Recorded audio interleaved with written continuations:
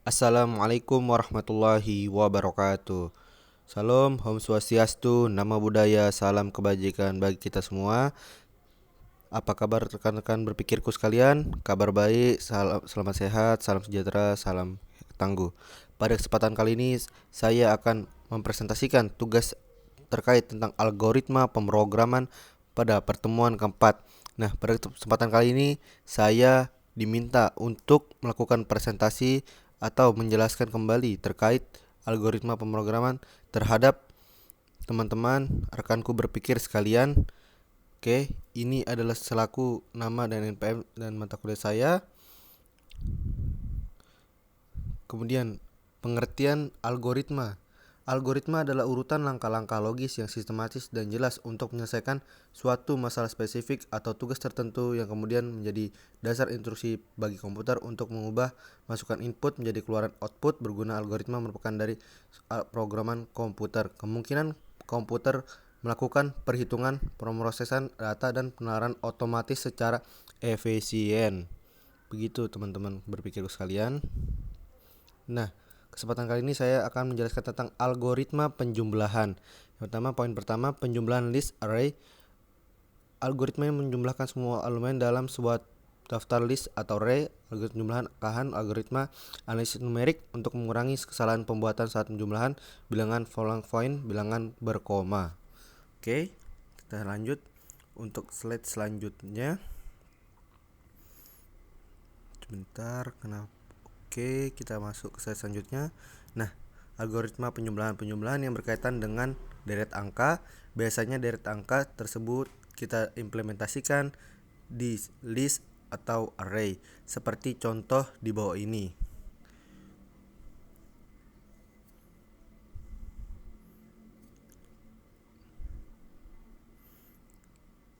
Oke.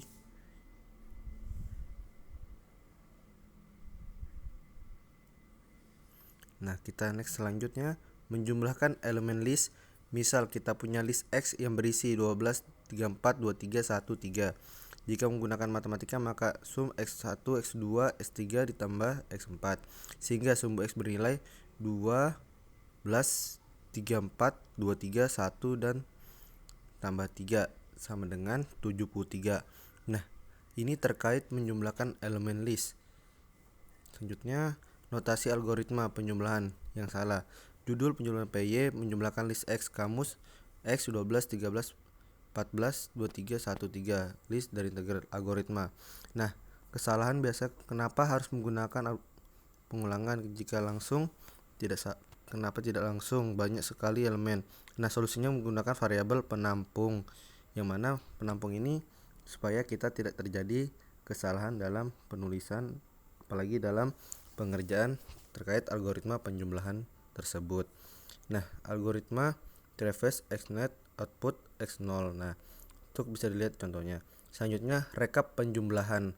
Langkah ke-1 S ditambah X0. Langkah kedua S ditambah X1. Langkah ketiga S ditambah X2. Langkah keempat S ditambah X3. Langkah kelima X tambah X4. Jika angka indeks berwarna merah diganti dengan suatu variabel yang diulang-ulang, misalnya I, maka sederhana dalam pengulangan akan di dalam ekspresi sebagai berikut. S ditambah XI. Nah, seperti itu contohnya. Dia ditambahkan I, angka tadi itu diubah menjadi suatu I atau variabel. Nah, selanjutnya, notasi algoritma penjumlahan. Judul penjumlahan PY menjumlahkan list X kamus 12, 34, 23, 13. S0 variabel penampung tertib integral dengan variabel penampung tidak terbatas dan list yang ada ke diinput oleh user.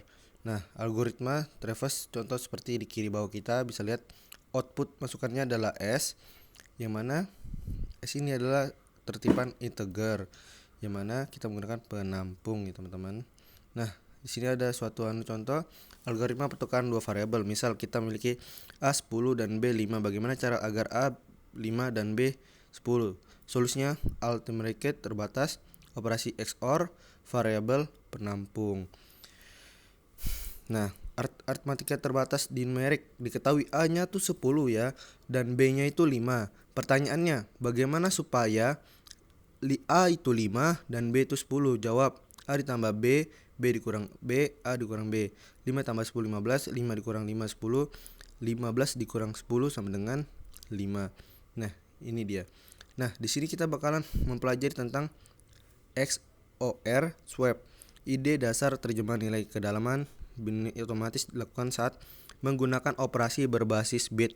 Kemudian dilakukan operasi XOR, contoh X sama dengan 10 dan Y sama dengan 3. Solusinya, X itu sama dengan Y, X atasnya Y, dan X itu Y.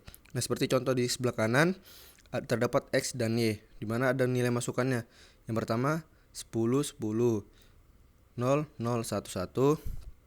Nah, yang kedua 1 0 0 0 1 1 1 0 0 1. Nah, ketika kita perhatikan pada satu rumus terdapat ketika nilainya sejenis maka dia bernilai 0, ketika beda maka nilainya 1. Seperti contoh di atas, 1 sama 0 1, 0 sama 0 0, 0 sama 1 jadinya 1. Maka dari itu dia nilainya X itu ada 1001. Kedua 1 sama 0 1 1 0 0. Maka dari itu nilainya 10 10 terkait dengan Y.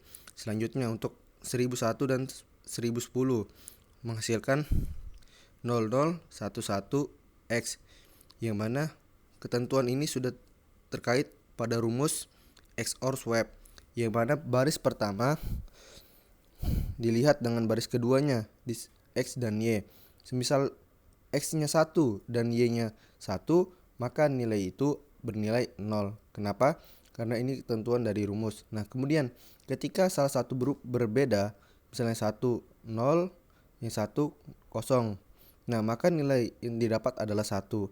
Maka dari itu jawaban di atas adalah benar, dimana kita bisa buktikan menggunakan rumus XOR swap. Oke, cukup sekian dan terima kasih teman-teman. Saya berterima kasih telah menonton presentasi dari saya. Kurang lebihnya mohon dimaafkan. Maka dari itu wassalamualaikum warahmatullahi wabarakatuh. Terima kasih banyak ya teman-teman sudah melihat dan menonton video saya. Jangan lupa like dan subscribe. See you next time.